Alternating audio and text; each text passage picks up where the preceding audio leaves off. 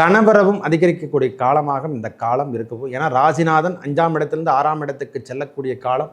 அந்த இடத்துல சுக்கிர பகவானும் வீட்டிலிருந்து நேரடியாக அவர் குருவோட பார்வையை வாங்குறாங்க. அந்த நேரத்தில் மிதுன ராசிக்காரங்க இந்த முறை கார் வாங்கக்கூடிய பாக்கியம் பெறக்கூடிய காலம் வருதையா.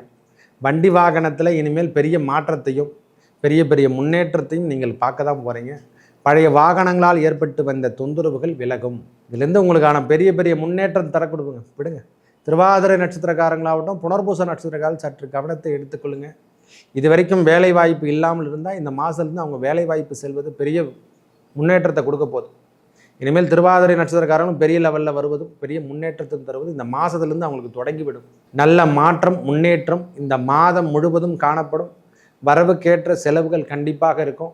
மருத்துவம் சார்ந்த விஷயத்தில் ஒர்க் பண்ணுறவங்களுக்கு பெரிய கூடுதல் வருமானம், மருத்துவ கல்வி படிச்சுட்டு இருக்கிறவங்களுக்கு நல்ல முன்னேற்றத்தும் தரவல்லக்கூடிய காலமாக இந்த காலம் இருக்கப்பெறும். விக்னேஸ்வராய நமக. வெற்றிவேல் முருகனுக்கு அரகரோகரா. அரகர நம பார்வதி பதையே. அரகர மகாதேவா. தென்னாடுடைய சிவனே போற்றி. எந்நாட்டவர்க்கும் இறைவா போற்றி போற்றி.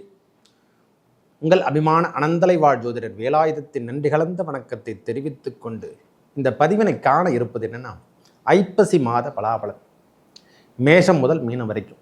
இந்த மிதுன ராசிக்கு ஐப்பசி மாதம் என்னென்ன மாற்றங்கள் வரப்போகுது, எதனா கொடுப்பாரா இறைவன் நம்மளுக்கு?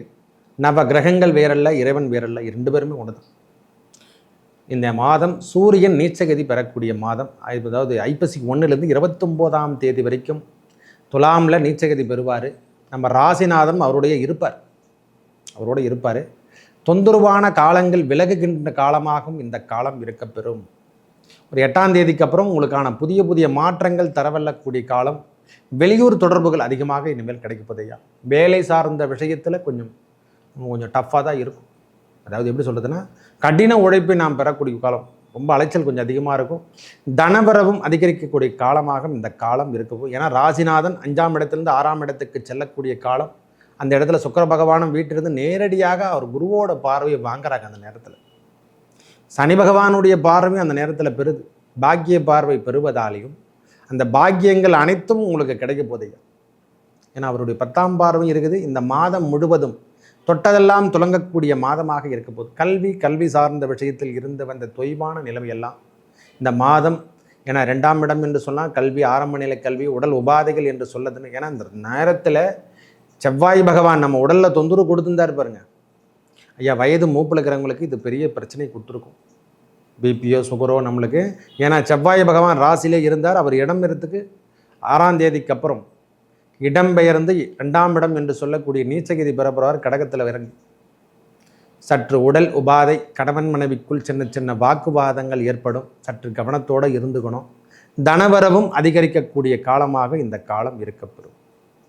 2 என்பது தொழிலில் செவ்வாய் பகவான் இருந்தாலே அடுத்தருடைய வெற்றியை தட்டி பறிக்கின்ற பாக்கியம் பெறப்போறீங்க. அவங்களுடைய பராக்கிரம் வேற லெவல் கூட சொல்லலாம். ஒரே வார்த்தை சொல்ல போனால் இனிமேல் உங்களுடைய தொடர்புகள்லாம் அதிகப்படியாக தான் இருக்கும். வெளியூர் தொடர்புகள்லாம் நல்லா இருக்கும். எந்த ஒரு தாழ்வான நிலைக்கு நீங்கள் போக மாட்டீங்க. பயப்படணும் அவசியமே கிடையாது சுவாமி. உங்களுடைய வாழ்வாதாரம் பெரிய மேலோங்கி நிற்கக்கூடிய காலமாக இந்த காலம் இருக்கப்பெறும். செவ்வாய் 2ஆம் இடத்துல நீச்சகதி பெற்றாலும் உங்களுடைய வாக்கு ஸ்தானத்தில் மட்டும் சற்று கவனத்தோடு எடுத்துக்கங்க. இறைவனுடைய அதாவது மந்திரம் பெறக்கூடிய காலமாக இந்த காலம் இருக்கும்.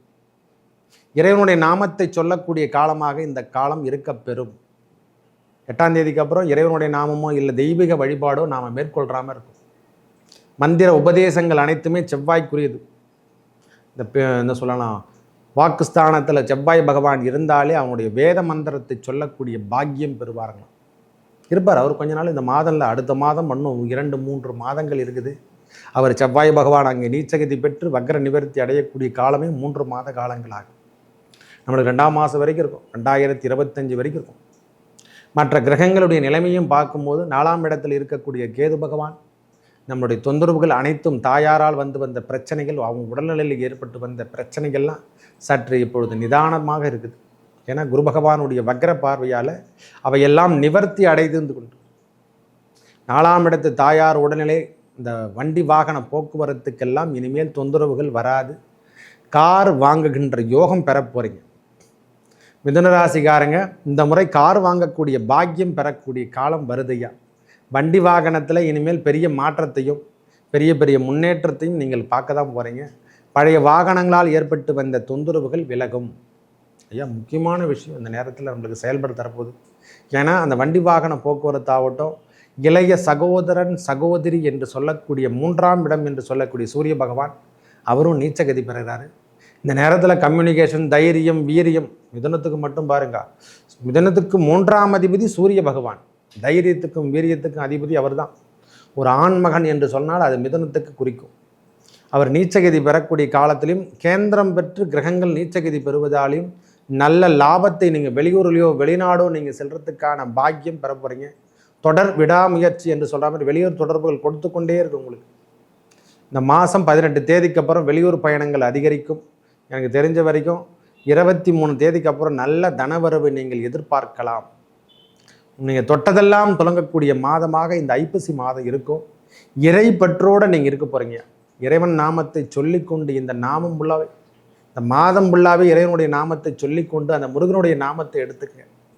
2ஆம் இடத்துல செவ்வாய் வந்தாலே முதல்ல நீங்கள் சொல்ல வேண்டியது ஓம் சரவணபவ, ஓம் சரவணபவ, வெற்றிவேல் முருகனுக்கு அரகரோகரம். ஏன்னா அவரால் தான், வேற யாரும் கிடையாது. செவ்வாய் வேற யாரும் இல்லை, முருகப்பெருமான் தான் செவ்வாய். அவருடைய பாக்கியமே நாம் பெறப்போகிறோம். அவர் திருநாமத்தை சொன்னாலே எல்லா விதமான தோஷத்தையும் நிவர்த்தி செய்யக்கூடிய காலமாக மாறிவிடும்.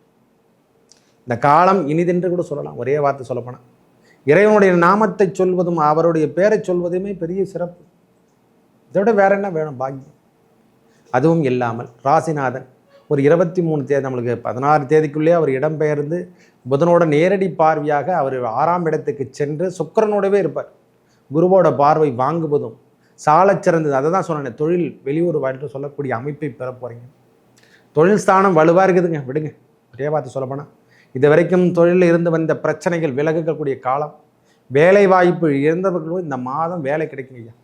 சொந்த தொழில் செய்கிறவங்களுக்கெல்லாம் இது ஒரு பெரிய முன்னேற்றத்தை கொடுக்கும். இந்த மாதம் பெரிய தரவல்லக்கூடிய அமைப்பு, ஒரு சிறப்பு தான் சொல்லலாம். ஒரே வார்த்தை சொல்லப்போனால் நல்ல அமைப்போடு உங்கள் வாழ்வாதாரம் மேலோங்கும். ஏன்னா இந்த நேரத்தில் குரு பகவானும் வக்ரகதி ஆகிறார் இருக்கார், வக்ரகத்தில் தான் இருக்கார். சனி பகவானும் வக்ர நிவர்த்தி அடைவதாலும் இந்த 3ஆம் இடம் என்று சொல்லக்கூடிய கம்யூனிகேஷன் இல்லாமல் போயிடுச்சு பற்றியா இது வரைக்கும். அந்த 3ஆம் இடம் கம்யூனிகேஷன் இனிமேல் தொலைவு தொடர்பு, வெளியூரோ நம்ம கம்யூனிகேஷனும் நம்ம போகாமல் இருந்த இடம்லாம் போயிடுச்சு இல்லை, எல்லாமே கட்டாயம் அப்படியே ஜாம் பண்ணிடுச்சு பாருங்க. இனிமேல் தகவல் தொடர்பு உங்களுக்கு பெரிய லெவலில் கொடுக்க போதீங்க. உங்கள் வாழ்வாதாரம், ஒரு மனுஷனுக்கு தகவல் தொடர்பு இல்லைன்னா அவனால் இறந்ததுக்கு சமம்.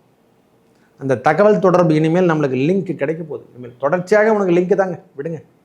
வாழ்வியல் மாற்றங்களும் முன்னேற்றம் தரவல்லக்கூடிய காலமாக இந்த காலம் இருக்கப்பெறும். உங்களுடைய பிரச்சனையிலிருந்து நீங்கள் விடுபடுவீங்க. முதல்ல சொல்ல போனால் உங்கள் இது வரைக்கும் இருந்து வந்த மிதுனராசிகாரங்களுக்கு இருந்து வந்த கடன் தொல்லை ரெடியூஸ் ஆகிறத நீங்கள் கண்கூடாக பார்க்கலாம் இந்த மாதத்துலேருந்து. இதுலேருந்து உங்களுக்கான பெரிய பெரிய முன்னேற்றம் தர கொடுக்குங்க, விடுங்க. திருவாதிரை நட்சத்திரக்காரங்களாகட்டும், புனர்பூச நட்சத்திரக்காரர்கள் சற்று கவனத்தை எடுத்துக்கொள்ளுங்க. இது வரைக்கும் வேலை வாய்ப்பு இல்லாமல் இருந்தால் இந்த மாதத்துலேருந்து அவங்க வேலை வாய்ப்பு செல்வது பெரிய முன்னேற்றத்தை கொடுக்க போகுது. இனிமேல் திருவாதிரை நட்சத்திரக்காரங்களும் பெரிய லெவலில் வருவதும் பெரிய முன்னேற்றத்தை தருவது இந்த மாதத்துலேருந்து அவங்களுக்கு தொடங்கிவிடும். நல்ல மாற்றம், முன்னேற்றம் இந்த மாதம் முழுவதும் காணப்படும். வரவுக்கேற்ற செலவுகள் கண்டிப்பாக இருக்கும். மருத்துவம் சார்ந்த விஷயத்தில் ஒர்க் பண்ணுறவங்களுக்கு பெரிய கூடுதல் வருமானம், மருத்துவ கல்வி படிச்சுட்டு இருக்கிறவங்களுக்கு நல்ல முன்னேற்றத்தும் தரவல்லக்கூடிய காலமாக இந்த காலம் இருக்கப்பெறும். பொதுத்துறை நிறுவனத்தில் ஒர்க் பண்ணுறவங்களாகட்டும், ஒரு 23 தேதிக்கு அப்புறம் நல்ல ஒரு வருமானம் தரும். ஐயா, இந்த லாட்டரி யோகம் என்று சொல்லக்கூடிய காலம் என்று சொன்னால் இந்த 15, 18, 20 இந்த 3 தேதிக்குள்ளே நம்ம லாட்டரி சீட்டு அந்த அமைப்பில் இருக்கிறவங்களுக்கெல்லாம் இந்த 15, 16, 17, 18 இந்த 3 தேதிக்குள்ளே நல்ல ஒரு முன்னேற்றத்தை காணலாம். தனவரவு அதிகரிக்கக்கூடிய காலம், ஒரு சிறப்பான ஒரு காலம் என்று கூட சொல்லுவோம் சாமி. இந்த மாதம் முழுவதும், ஐப்பசி மாதம் முழுவதும் ஜாக்பாட் காலம் என்று மிதுன ராசிக்கு சொல்லலாம். மேலும் நல்லதெல்லாம் நடக்க ராமபிரானை வழிபட வழிபட உங்கள் வாழ்வில் ஏற்பட்ட துன்பங்களும் விலகும். நல்லதே நடக்கும். நன்றி, வணக்கம்.